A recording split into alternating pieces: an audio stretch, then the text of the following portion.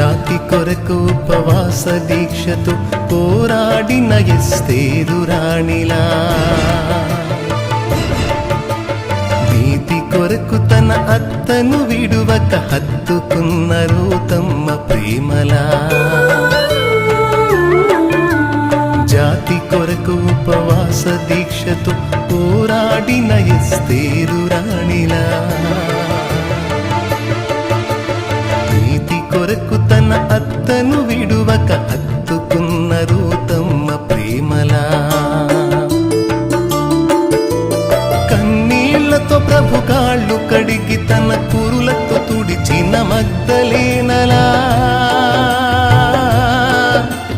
కన్నీళ్లతో ప్రభు కాళ్ళు కడిగి తన కురులతో తుడిచిన మగ్దలేనలా, అన్నావలె మన దోర్కావలె ప్రిస్కిల్లవోలె